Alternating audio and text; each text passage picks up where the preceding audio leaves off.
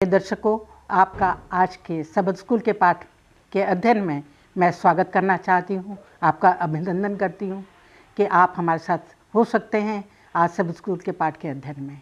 प्रिय दर्शकों, मैं परमेश्वर का भी बहुत शुक्रिया अदा देना चाहती हूँ कि उसने हम सबको स्वस्थ रखा है और सुरक्षित रखा है और हर दुख बीमारी से बचाया है और हमें ऑनलाइन के ज़रिए ये अवसर दिया है कि हम सब स्कूल के पाठ का अध्ययन मिलकर कर सकते हैं। मैं अपने जो हमारे मेहमान हैं, हमारे पैनलिस्ट पास्टर बरकत मसीह, आपका भी स्वागत करती हूँ। मिस्टर राजेश, आपका भी मैं स्वागत करती हूँ। अजीज़ों, इससे पहले कि हम अपने अध्ययन में चलें, मैं पास्टर बरकत मसीह से निवेदन करूँगी कि वो हमारे लिए दुआ में अगुवाई करें। आइए हम प्रार्थना करें। दयालु प्रेमी करुणामयी अनुग्रहकारी परमेश्वर पिता, आज के इस विश्राम दिन के लिए और इस सौभाग्य के लिए हम आपको धन्यवाद देते हैं कि हम एक साथ जमा होकर आपके वचन का अध्ययन कर सकते हैं। प्यारे प्रभु, हमारी प्रार्थना है कि आप अपने पवित्र आत्मा को भेजें ताकि हम जो वचन सीखते हैं वो आपका आत्मा हमें सिखाए। सुनने वालों पर आपका अनुग्रह हो, आज का वचन हर एक के लिए आशीष का कारण बनने पाए। हमारी प्रार्थना सुनने के लिए धन्यवाद। प्रभु यीशु मसीह के नाम से मांगते हैं, आमीन। अजीज़ों, हमारे इस वर्ष का ये चौथा त्रिमास है जिसमें हम शिक्षा के बारे में सीख रहे हैं, जो हमें बाइबल में बताई गई हैं। परमेश्वर के द्वारा जो हमें शिक्षाएं मिली हैं उनका अध्ययन हम इस क्वार्टर में कर रहे हैं। और आज का जो हमारा छठा पाठ है उसमें हम सीखेंगे प्रभु यीशु मसीह के द्वारा और शिक्षाएं। आज का शीर्षक है विशेषज्ञ शिक्षक से अधिक सबक। इससे पहले कि हम अध्ययन में चलें, मैं आज का जो वचन है मेमोरी वर्स उसको पढ़ लेना चाहूँगी, जो कि मरकुस की किताब उसके 10वें अध्याय के 52 आयत से लिया गया है। यीशु ने उनसे कहा, चला जा, तेरी विश्वास ने तुझे चंगा कर दिया है। और वह तुरंत देखने लगा और मार्ग में उसके पीछे हो लिया। परमेश्वर के इस वचन के पढ़े जाने पर आशीष हो। अजीज़ों, आज जो हम सीखेंगे यीशु मसीह के बारे में, जिन्होंने जो हमारे बाइबल में एक बहुत ही अच्छे दक्ष शिक्षक के रूप में प्रस्तुत किए गए। पिछले अध्याय में भी हमने जो पिछला लेसन था, हमारा 5वां लेसन, उसमें भी हमने इसी विषय में सीखा था। और आज और हम सबक सीखेंगे कि यीशु मसीह इस अध्ययन के द्वारा हमें क्या सिखाना चाहता है।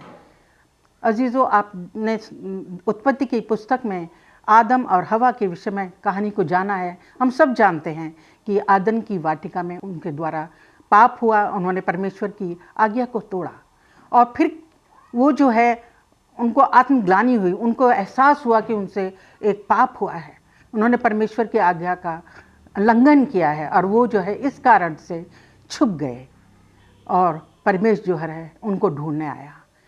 इसी तरह आगे हम चलें तो याकूब के विषय में भी हम देखते हैं कि याकूब ने भी जो है अपराध किया, अपने बड़े भाई को के साथ छल किया, उसे धोखा दिया और जब उसे ऐसा हुआ तो उसको भी बहुत आत्मग्लानि का हुआ और जो है उसने भाग जाना चाहा क्योंकि उसका बड़ा भाई उसके पीछे पड़ा उसको मारने के लिए।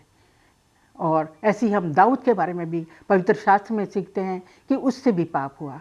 अजीज़ों, हम सब एक इंसान ना होने के नाते हम सब से पाप हो जाता है, जाने या अनजाने में, क्योंकि हम ऐसी दुनिया में रह रहे हैं जहाँ चारों तरफ पाप है।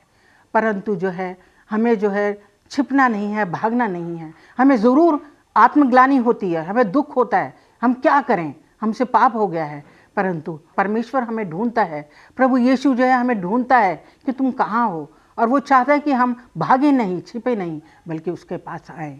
अजीज़ों, इसी बात को, इसी शिक्षा को की और हम गहराई से जानेंगे अपने पैनलिस्ट के द्वारा। आइए हम अपने अध्ययन में चलते हैं।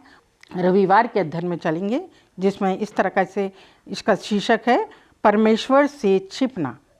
मैं मिस्टर राजेश से जानना चाहूँगी कि अदन की वाटिका में पाप करने के बाद आदम और हवा परमेश्वर से छिप गए। क्या वह परमेश्वर से छिप सकते थे? और परमेश्वर क्या नहीं जानता था कि वे कहाँ हैं? फिर भी परमेश्वर मुझसे यह सवाल क्यों करता है कि आदम तू कहाँ है? जैसे कि इस पाठ का जो शीर्षक है परमेश्वर से छिपना, रविवार का पाठ, तो हम कहानी को तो बहुत अच्छी तरीके से जानते हैं। आदम और हवा की कहानी, अदन की वाटिका में जब आदम और हवा ने परमेश्वर की आज्ञा का उल्लंघन किया, उसको तोड़ा, तो परमेश्वर शाम के समय उनके पास आता है और ये सवाल करता है कि आदम तुम कहाँ हो। तो इससे पहले कि हम इस सवाल का जवाब दें, हम थोड़ा सा और कुछ इसके बारे में अध्ययन कर लेते हैं। अब जब हम पतन के बारे में सोचते हैं और देखते हैं तो एक तस्वीर हमारे जहन में, हमारे दिमाग में उभरती है, और हमने कई बार इस चीज़ को देखा भी है कि लोग जो हैं वो उस फल को एक सेब के फल के रूप में उसको दिखाते हैं कि जो फल आदम और हवा ने अदन की वाटिका में खाया था वो सेब था, इस प्रकार से दर्शाते हैं। हालांकि हम जानते हैं और बाइबल हमें ये बताती है कि वो फल जो था वो वाटिका के सेंटर में, उसके बीच में वृक्ष था, उसका वो फल था, और इसके बारे में कुछ नहीं बताती है कि वो फल सेब था या क्या फल था, सिर्फ फल था। और उस फल को आदम और हवा ने दोनों ने खाया, और इससे ये भी पता चलता है कि आदम और हवा ने दोनों ने परमेश्वर की आज्ञा का उल्लंघन किया और उन्होंने अपनी योजना का पालन किया। जो वो सोचते थे, जो उनके मन में आया, वो उन्होंने किया, और परमेश्वर की योजना का उन्होंने ख्याल नहीं किया, और जो उसकी आज्ञा थी उसका भी उनको ख्याल नहीं आया। उनका फल का खाना ये कहने के समान था कि मैं अपने जीवन का प्रभारी हो सकता हूँ और मैं खुद परमेश्वर हो सकता हूँ। तो ये उसका मतलब है। और निश्चित रूप से जब हम सांप ने फल को खाने के लिए आदम को और हवा को पाया, तो उनका जो जीवन था वो प्रभु के नियंत्रण से बाहर हो गया था।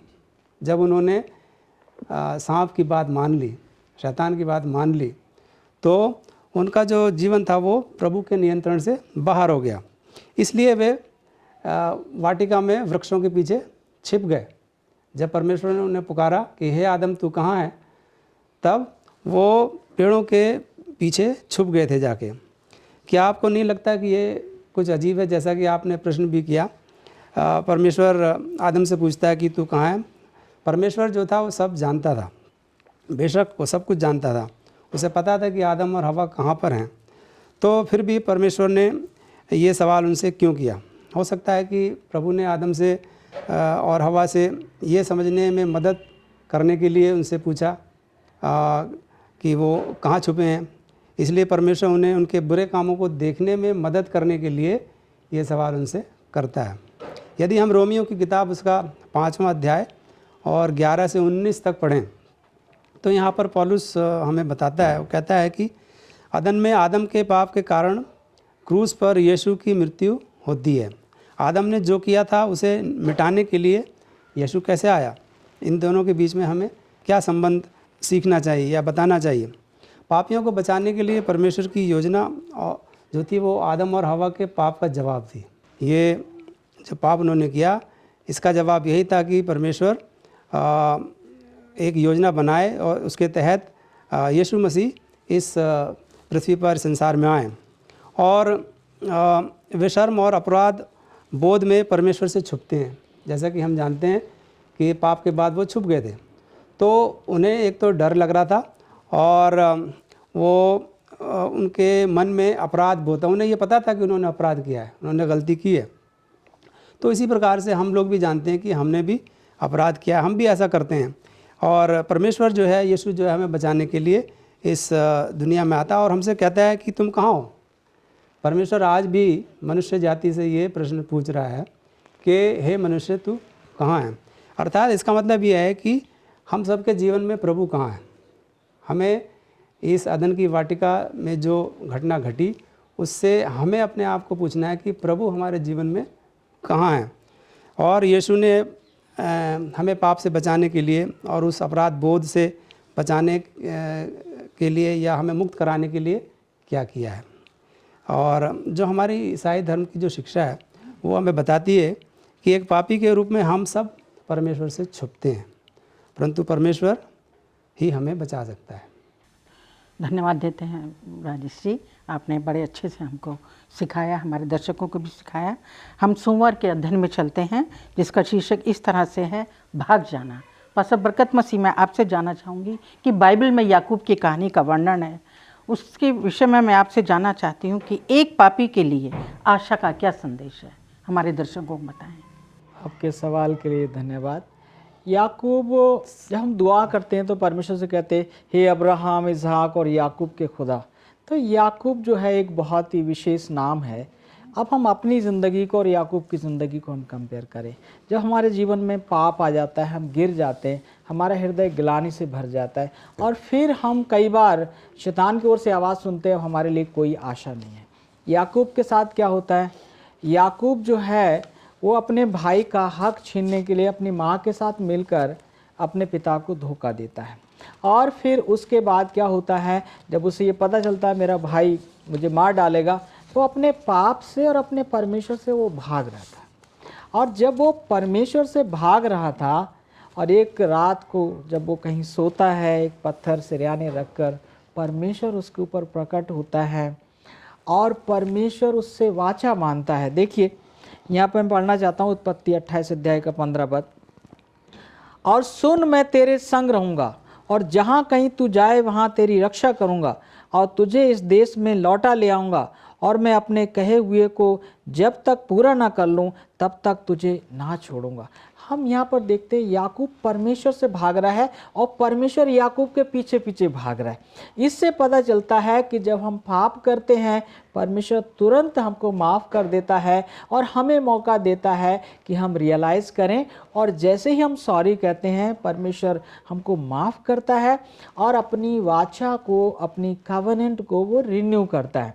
याकूब के साथ वो वाचा को रिन्यू करता है। और याकूब जब देखता है वो सीढ़ी जो ज़मीन से आसमान पर, इस पर स्वर्गदूत चढ़ रहे उतर रहे, ये सीढ़ी यीशु मसीह को दिखाती है कि परमेश्वर और मनुष्य के बीच में यीशु मसीह है जो हमें क्या करता है, जोड़ता है। और याकूब ने जब ये एहसास किया कि परमेश्वर ने मुझे माफ़ कर दिया है, तब फिर वो आगे चल के इसी अध्याय में कहता, अगर परमेश्वर मेरे साथ रहे तो मैं परमेश्वर के साथ वफादार रहूँगा। तो इससे हमको पापियों के लिए एक आशा ये है कि जब हम गिर जाएं पाप में तो परमेश्वर से भागे नहीं, रुकें और कहें, प्रभु आई एम सॉरी, मुझसे गलती हुई है तो मुझे क्षमा कर। बस प्रभु यही सुनने के लिए इंतज़ार कर रहा है। और जब हम ऐसा कहते हैं हमें माफ़ी मिलेगी और एक बार फिर जैसे याकूब का नाम सारी दुनिया में पाया जाता है और मसीह रिकॉर्ड में पाया जाता है, हमारा नाम भी जीवन की पुस्तक में पाया जाएगा यदि हम याकूब से सीखने का प्रयास करें। आप देखिए वहाँ पर जब याकूब को तमाम दुनियावी आवाज़ें आ रही होंगी, तूने धोखा दिया, तूने ये किया, तूने वो किया, लेकिन जैसे उसने परमेश्वर की आवाज़ सुनी तो वो परमेश्वर की ओर स्थिर हो गया। जब उसकी आँख खुली करा निश्चय यहाँ परमेश्वर है, तो हमें परमेश्वर की उपस्थिति का एहसास करना चाहिए और उसका धन्यवाद करना चाहिए, क्योंकि अभी हमारे लिए रहम का दरवाज़ा बंद नहीं हुआ।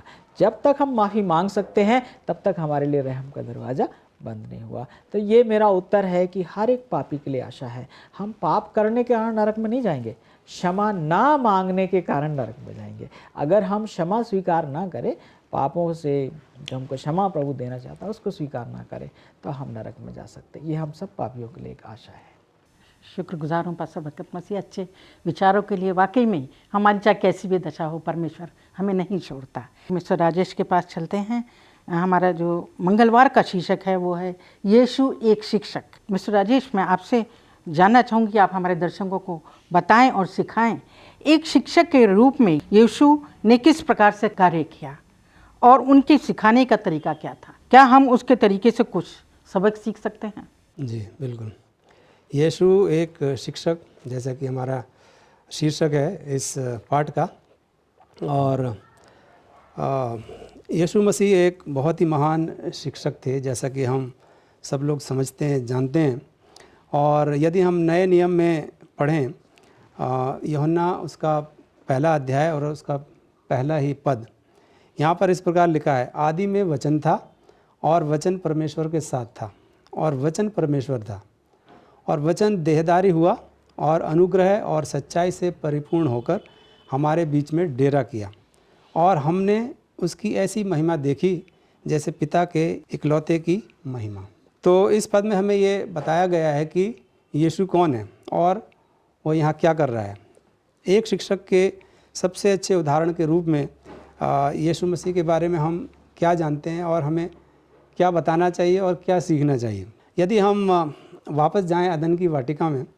अदन में परमेश्वर ने आदम और हवा से बात करी, और जैसा कि अभी पास्टर बरकत मसीह ने बताया याकूब के बारे में, याकूब से भी परमेश्वर ने रास्ते में बात की, और वही परमेश्वर इस धरती पर मनुष्य के रूप में रहने के लिए आता है। नया नियम हमें ये बताता है कि परमेश्वर को यीशु में दिखाया गया है। यीशु से हम परमेश्वर और उसके पवित्र मार्ग के बारे में जान सकते हैं। क्यों जान सकते हैं? क्योंकि यीशु ही परमेश्वर है। यूहन्ना 1 में ये भी बताता है, हम जानते हैं कि यूहन्ना भी एक बहुत शक्तिशाली शिक्षक था, और यरूशलेम के धार्मिक नेताओं को और विद्वानों को ये लगता था कि ये यूहन्ना जो है ये एक बहुत ख़ास या विशेष व्यक्ति है।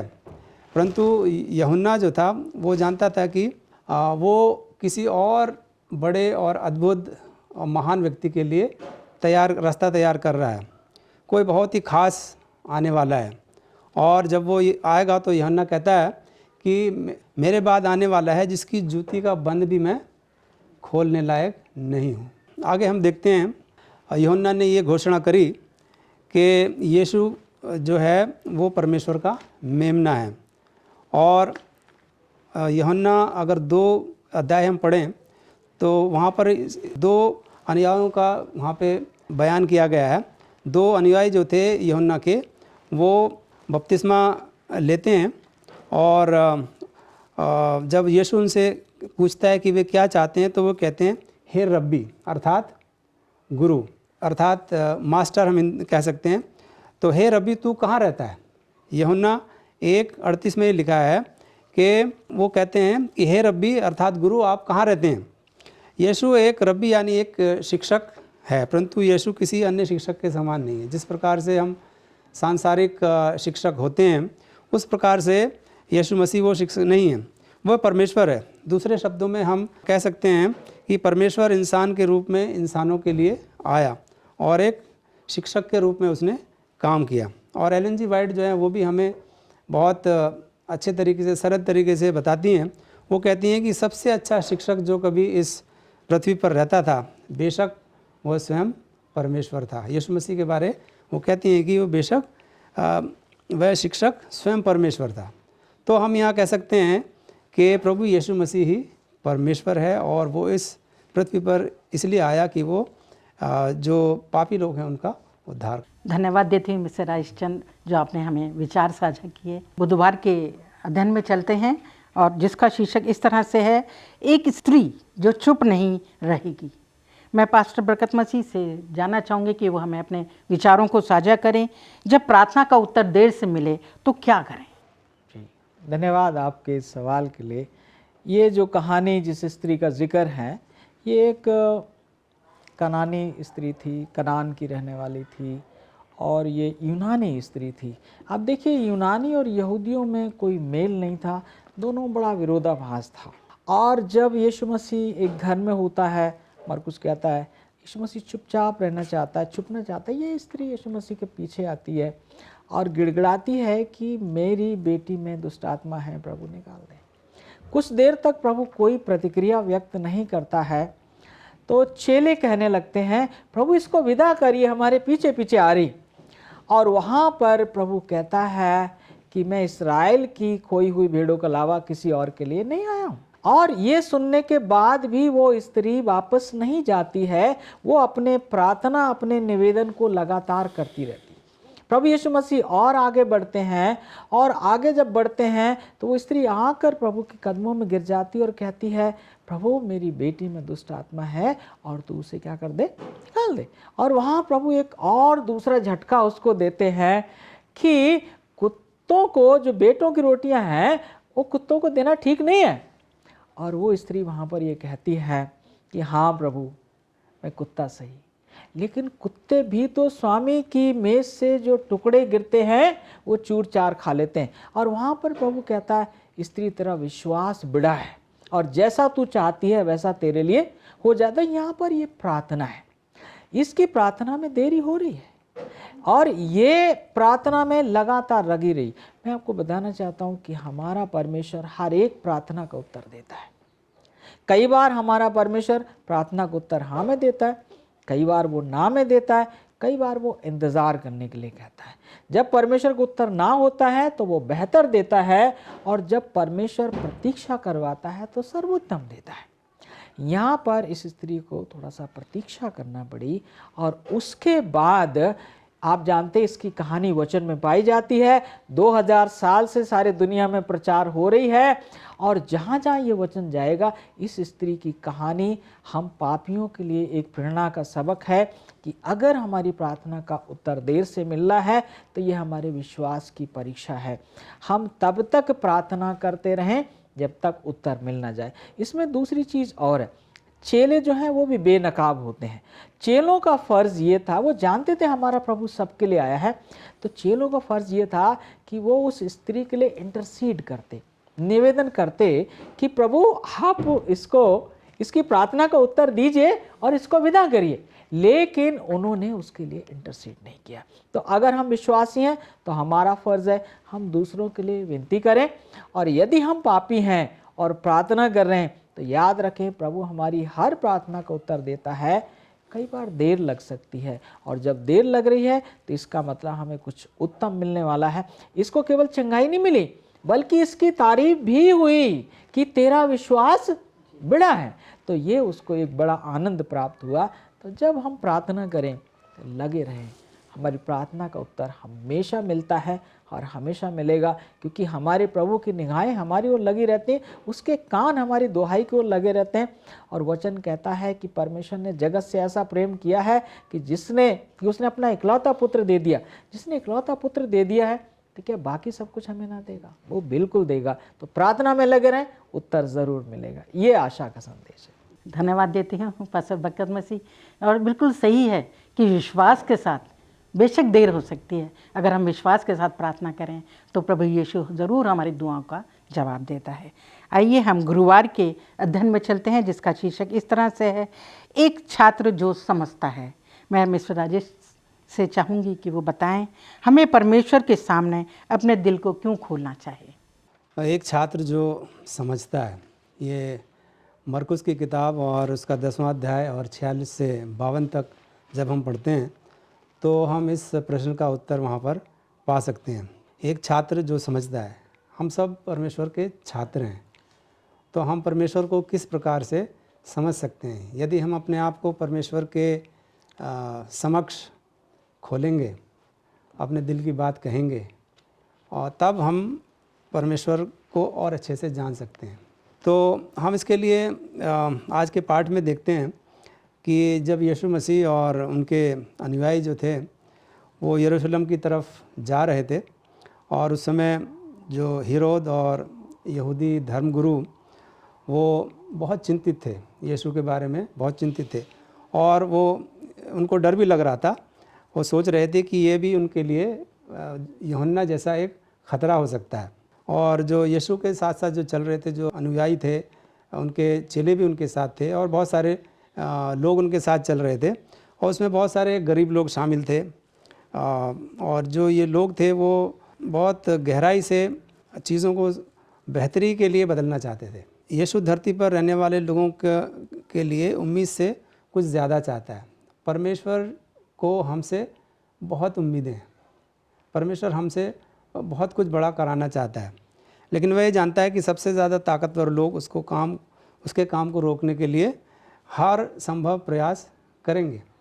जिस प्रकार से प्रभु यीशु मसीह के काम को बंद करने के लिए, रोकने के लिए बहुत सारे लोग प्रयत्न करते थे, उनके काम को रोकने के लिए। वे नहीं चाहते थे कि यीशु कभी सफल हो। कुछ लोग जो होते हैं वो यीशु के पक्ष में होते हैं, और इस समूह में प्रभु यीशु मसीह के वो 12 चेले भी थे, उनके शिष्य भी थे।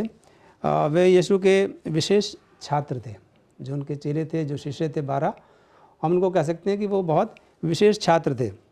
और उसी समय वे भी उलझन में थे, या पाठ हमें बताता है कि वो अंधे थे। और मरकुस की किताब में जो लिखा है, और मरकुस हमें ये दिखाता है कि ऐसा क्यों है। महान शिक्षक अपने छात्रों को एक परीक्षा देता है। जैसे कि हम सब जानते हैं कि कुछ भी हमें पास करने के लिए परीक्षा लिखनी पड़ती है, तो उसी प्रकार से महान शिक्षक जो होता है अपने छात्रों को एक परीक्षा देता है। वह उन्हें देखना या समझना चाहता है कि जो चीज़ें उनके लिए कठिन है वो उनको कर पाते हैं या नहीं कर पाते हैं। और यदि हम कहानी में आगे बढ़ें, मरकुस की किताब में 10वां अध्याय 46 से 52 में, तो हम वहाँ एक अंधे भिखारी की कहानी पाते हैं। और उस अंधे भिखारी का नाम था, अंग्रेज़ी में बार्टिमियस उसको बोलते हैं, तो उसका नाम था। जब हम इस कहानी को पढ़ते हैं तो इसमें हम क्या पाते हैं? क्या हम देखते हैं कि यीशु जो था वो बार्टिमियस के को कुछ दया दिखाता है या नहीं दिखाता है? और इस कहानी से हमें क्या शिक्षा मिलती है और किस प्रकार से हम यीशु के सामने अपने दिल को खोल सकते हैं? जिस प्रकार से बार्टिमियस ने, वो हम जानते हैं कि वो अंधा था, भिखारी था और बहुत सालों से भीख मांगता था, दिखाई नहीं देता था, लेकिन उसकी दिली इच्छा थी कि वो देख सके। वह पाठ बताता है कि वह बच्चे के घुंघराले बालों तथा खेत में पके हुए गेहूं के रंग को देखना चाहता था, अपने चारों ओर देखना चाहता था। अब सवाल यह है कि हम अपनी आँखों से क्या देखना चाहते हैं? देखना मतलब खाली जो हमारी भौतिक चीज़ें हमारे सामने हैं उन चीज़ों को नहीं देखना, बल्कि आध्यात्मिक जो सच्चाई है उसको समझना है। तो वो वास्तव में देखना कहलाता है। जब हम आध्यात्मिक सच्चाई को समझते हैं तब हम प्रभु यीशु मसीह को देखते हैं। यीशु हमें एक शिक्षक के रूप में बताता है कि हमें उसको समझने की ज़रूरत है, क्योंकि परमेश्वर जानता है हर व्यक्ति की गहरी इच्छा एक नए बेहतर जीवन के लिए ज़रूरी है। तो यदि हम अपने आप को परमेश्वर के सामने नहीं खोलेंगे अच्छे से, तब तक हम परमेश्वर के बारे में जान भी नहीं सकते। इसलिए हमें बिल्कुल निडर होकर परमेश्वर के सामने हमें अपने आप को खोलना है, अपने दिल की बात को रखना है और प्रभु से हमें बताना है, उनसे याचना करनी है कि परमेश्वर हमें बुद्धि और ज्ञान दे ताकि हम उन सच्चाइयों को समझ सकें। धन्यवाद देती हूँ मिस्टर राजेश चंद, इतने अच्छे से बताने के लिए हमारे दर्शकों को भी। आइए हम शुक्रवार के अध्ययन में चलते हैं और पास्टर बरकत मसीह से मैं चाहूँगी हमें बताएं कि एक योग्य शिक्षा की क्या पहचान है। आपके सवाल के लिए धन्यवाद। देखिए, गुरु और शिष्य, हम इस पूरे क्वार्टर जो है एजुकेशन शिक्षा के बारे में सीख रहे हैं और ये फ्राइडे का पार्ट ये है कि एक शिष्य, एक वर्दी डिसाइपल की क्या पहचान हो सकती है। एक चेला वही है जो अपने गुरु के समान दिखाई दे, जिसका आचरण, जिसका व्यवहार, जिसकी बातचीत, जिसका उठना बैठना गुरु के समान हो। तो ये शिष्य की पहचान होती है। और इसके लिए मत्ती 7 अध्याय में आइए हम चलेंगे। मैं 24 से 27 ये पदों को पढ़ना चाहता हूँ। इसलिए जो कोई मेरी ये बातें सुनकर उन्हें मानता है वह उस बुद्धिमान मनुष्य के समान ठहरेगा जिसने अपना घर चट्टान पर बनाया, और मेघ बरसा और बाढ़ें आईं और आंधियाँ चलीं और उस घर से टकराईं, फिर भी वो नहीं गिरा क्योंकि उसकी नींव चट्टान पर डाली गई थी। परंतु जो कोई मेरी ये बातें सुनता है और उन पर नहीं चलता है वह उस निर्बुद्धि मनुष्य के समान ठहरेगा जिसने अपना घर बालू पर बनाया, और मेघ बरसा और बाढ़ें आईं और आंधियाँ चली और उस घर से टकराईं और वो गिरकर सत्यानाश हो गया। यहाँ पर प्रभु यीशु मसीह बता रहा है कि जो उसके सच्चे शिष्य हैं वो उसके वचन को केवल सुनेंगे नहीं। हम लोग कई बार वचन को सुनते हैं और सराहना करते हैं, लेकिन ये काफ़ी नहीं है। वचन को सुनना है, सराहना करना है और फिर उसको जीना है, उसको पालन करना है। प्रभु कह रहा, जो मेरी बातें सुनकर उनको मानेगा, उन पर चलेगा, वो उस मनुष्य के समान ठहरेगा जिसने अपना घर चट्टान पर बनाया है। देखिए, जो घर चट्टान पर बना होता है, जिसकी नींव मजबूत होती है, बाढ़ें आती हैं, आंधियाँ आती हैं, सैलाब आता है, लेकिन वो घर नहीं गिरता है। उसी तरह से जो प्रभु के वचन का पालन करेगा वो दुनिया की समस्याओं में स्थिर रहेगा, दुनिया की चुनौतियों में वो जयवंत होता चला जाएगा। लेकिन अगर हम खाली इसको सुनने वाले या सराहना करने वाले रहे तो हम उस मनुष्य के समान ठहरेंगे जिसने अपना घर बालू पर बनाया। दोनों ने सुना, लेकिन एक है जो उसको सुनता है, सराहना करता है और पालन करता है। तो यहाँ पर एक सच्चे शिष्य की, एक योग्य शिष्य की पहचान ये हो सकती है कि वो अपने गुरु के समान बने। तो हम मसीहों का ये दायित्व कि हम सीखें कि हमारा यीशु मसीह कैसा है। यीशु मसीह किस परिस्थिति में किस तरह से व्यवहार करता है, यीशु मसीह किस परिस्थिति में किस तरह से प्रतिक्रिया करता है, और फिर हम कहें प्रभु तू हमारी मदद कर कि हम इसी तरह से कर सकें। जैसे एक बार यीशु मसीह के चेले आते और कहते हैं प्रभु जैसे यूहन्ना ने अपने चेलों को प्रार्थना करना सिखाया वैसे तू हमें भी प्रार्थना करना सिखा। तो उसी तरह से हम जब योग्य शिष्य बनना चाहते हैं, हमारा ये कर्तव्य है कि हम कहें प्रभु तेरे पद चिन्हों पर चलने की हमें सामर्थ्य दे, हमें योग्यता दे।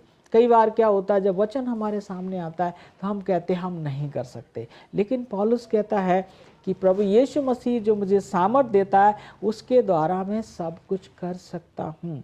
और यूहन्ना प्रेरित कहता है कि जो परमेश्वर से प्यार करते हैं उनके लिए परमेश्वर की आज्ञाओं का पालन करना कठिन नहीं है, क्योंकि परमेश्वर हमारी सहायता करता है। तो योग्य शिष्य वही हो सकता है। हम सब मसीही लोग जो हैं, मसीह विश्वासी यीशु मसीह के शिष्य हैं। हम वो गाना भी गाते हैं, हम यीशु मसीह के चेले हैं। तो यीशु मसीह के चेलों का ये दायित्व है कि वचन को जाने, माने और उसका प्रचार करें और उसे अपने जीवन में भी जिएं। तब हम आने वाले समय में भयानक से भयानक विपत्तियाँ आए, संकट आए, गरीबी आए, मौत आए, हमारा जो ईमान का जहाज है वो डूबेगा नहीं। लेकिन अगर हमने इस पर नहीं चले तो एक हवा का झोंका आएगा और हम बह जाएंगे। तो ये मेरा सोचना है कि हम प्रभु के समान बनेंगे, तभी हम प्रभु के योग्य शिष्य बन सकते हैं। धन्यवाद देना चाहती हूँ पास्टर बरकत मसीह और मिस्टर राजेश, आप दोनों का मैं धन्यवादी हूँ इस अच्छे लेसन स्टडी के लिए जो आपने हमको अध्ययन कराया, हमारे दर्शकों को भी सिखाया। और अजीज़ों, मैं आपके साथ बताना चाहती हूँ जो हमने सीखा कि हमारा सबसे बेहतर और सबसे अच्छा शिक्षक प्रभु यीशु है, जो अपने पवित्र पुस्तक बाइबल के द्वारा हमें सिखाता है। इन अध्ययनों के द्वारा वो हमें सिखाना चाहता है कि चाहे हमारी कैसी भी दशा हो वो हमें छोड़ता नहीं, क्योंकि वो प्रेमी परमेश्वर है, वो दयालु पिता है, वो हमसे बहुत प्रेम करता है। वो खुद इस पृथ्वी पर आ गया ताकि वो हमें ढूंढे और हमें संभाले और हमारे जीवन में बदलाव लाए। अगर हम नम्रता के साथ उसके पास आएँ तो वो हमारे सामर्थ्य रखता है हमारे जीवन में बदलाव लाने की। अजीज़ों, हमें चाहिए कि हम जो शिक्षा हम पा रहे हैं उस पर मनन करें, उससे यीशु मसीह को और बेहतर तरीके से जानें और उसकी जो शिक्षाएं हैं उनका मनन करें, उस पर चलें। और चलने के बाद जो है हम दूसरों को भी जो हम सीखते हैं उनको भी हम साझा करें। अजीज़ों, आप भी जो भी सीख रहे हैं हमारे अध्ययन के ज़रिए, आप भी दूसरों के साथ इस शिक्षा को जो यीशु मसीह ने सिखाई हैं साझा करें। आइए अपने अध्ययन को यहीं पे हम समाप्त करेंगे और मैं मिस्टर राजेश चंद से निवेदन करूंगी कि वो हमारी दुआ में अगुवाई करें।